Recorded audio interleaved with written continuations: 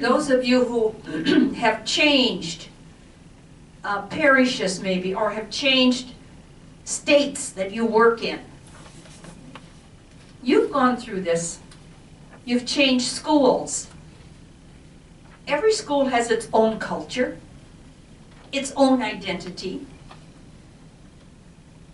And if you're going to say, well, we've always done this, in Regina we always did it this way, forget it. You're going to get no place. So we have to adapt. And some of us are easier in adapting than others. Okay, so identity is very, very important. And so as we think of the immigrants that are coming into our country today, and what do we want them to do? Learn English immediately. Change. Be like us. Take off that veil. Dress like the rest of us.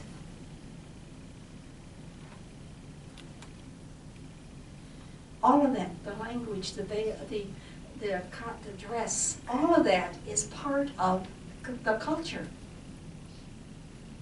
Now, in the early days of the United States, there were lots of immigrants coming.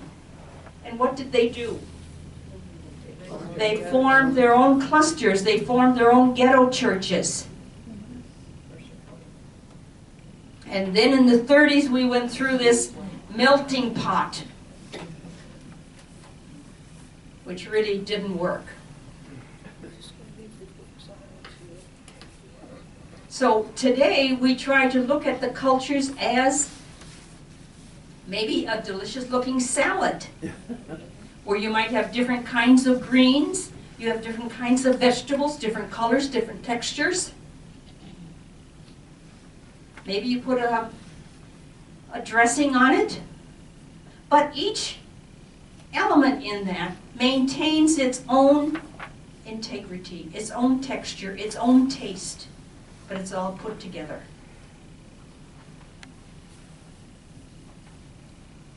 Because the melting pot, that stew, isn't going to work. All right, so identity. And very closely connected with identity is one's self-image. Maybe you felt like you were the outsider. I just don't quite fit. Pardon me? So then you wouldn't stay. So then you wouldn't stay. Yes, you may not stay, or you would stay and keep fighting the system, trying to make them change. Or you might change. Is there a difference between adaptation and compromise? Okay, adaptation is when you make the change. I'm going to adapt myself so that I do fit in. Now, compromise, to me, it's kind of more in your thinking.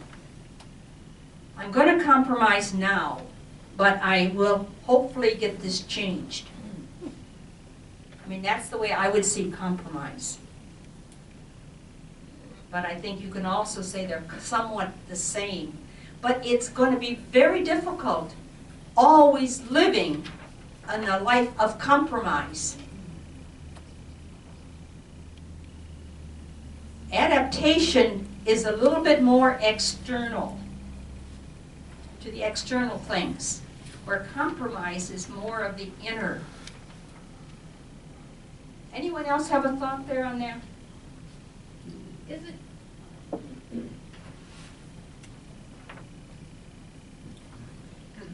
Is this where the concept of liminality comes in, or is that as we mature in life?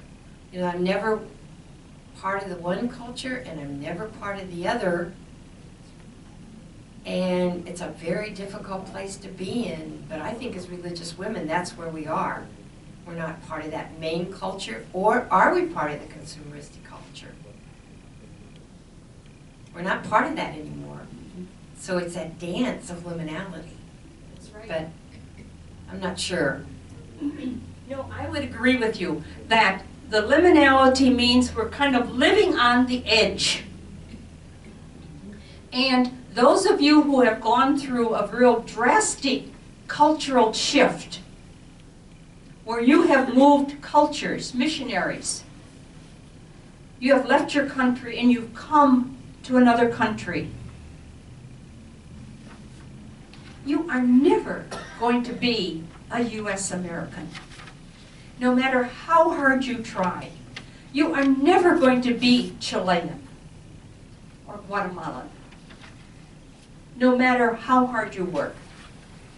So you don't really fit there, and you no longer feel that you fit here.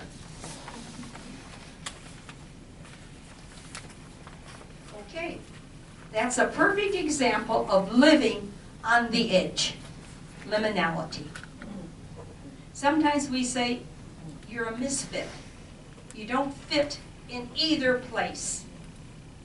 That's a profound spiritual experience. I want to say something. No, Jim, go on. Just I an would example, not- an example. Yeah.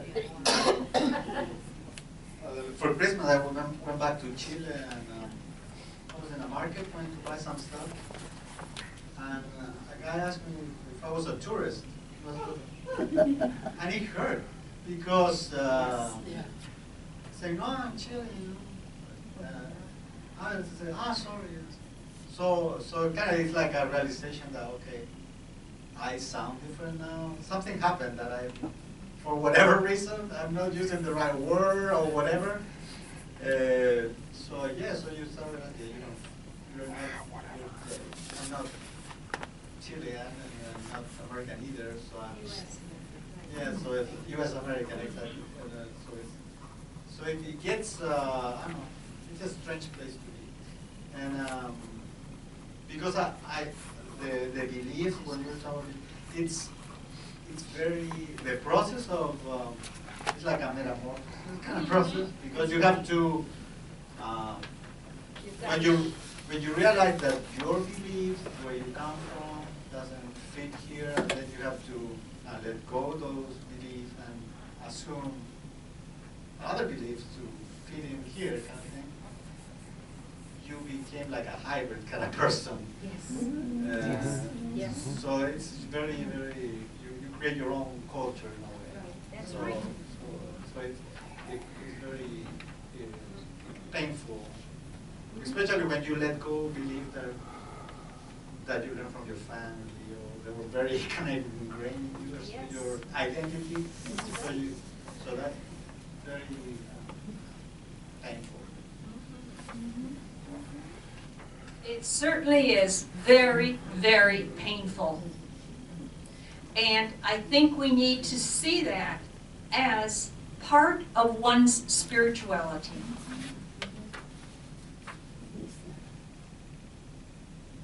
And Jesus was a perfect example of that.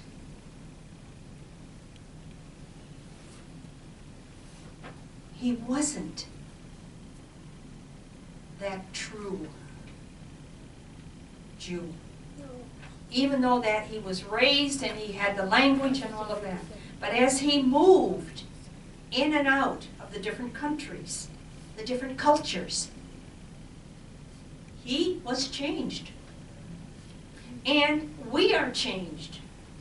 You are changed drastically. And we have to allow that to be. We have to allow that change to take place. Now, hopefully, because you have experienced it, you will be much more understanding and much, much more sympathetic to other people who are going through that. because you've been through it yourself.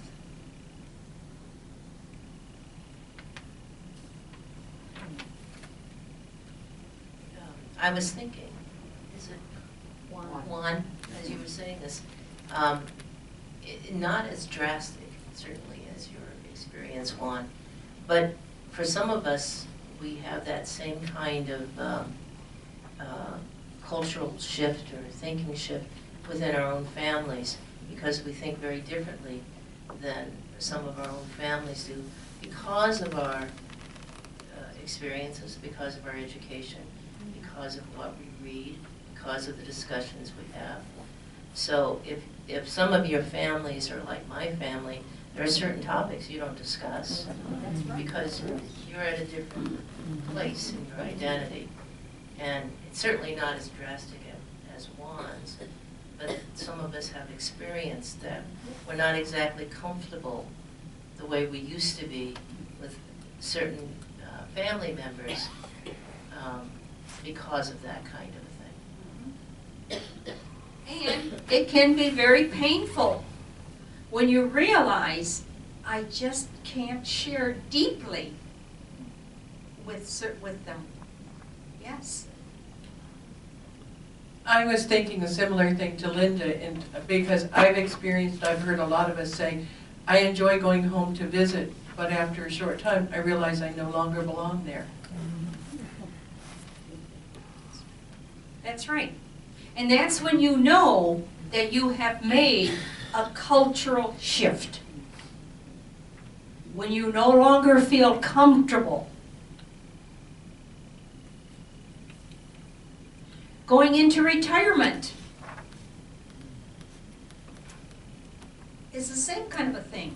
Not quite as drastic, because sometimes we go into retirement with some of our friends and we get to know other people and so forth.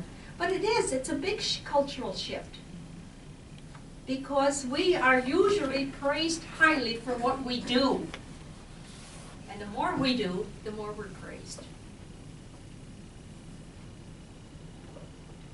Recently, I think the reading, when you were talking about Jesus, I was thinking of St. Paul. And when he says, I am all things to all people.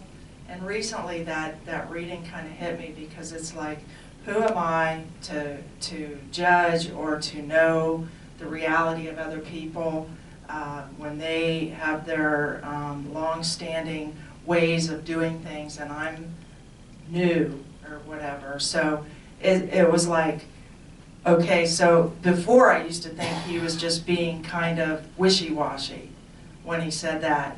And then I realized that the reading was really about he's being a missionary and he's building the early church communities.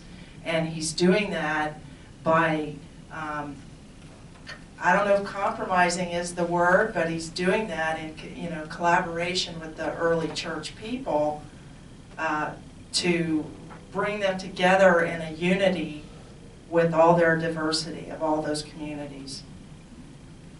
Yeah, no, that's very true. Very, very true. And those of you that work in pastoral work, you experience that all the time.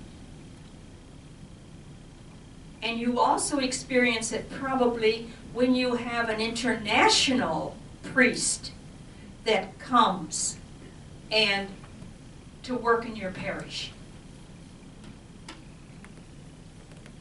I can see some heads nodding here. Well, they're coming from their culture where they do things very differently. Very differently. And if they have had no preparation or no orientation to United States, they probably come with the attitude, there's no spirituality in United States. We have to convert them. And I know what's right for them. So I've got to change them. Because they've never taken the time to really look, what is the spirituality here?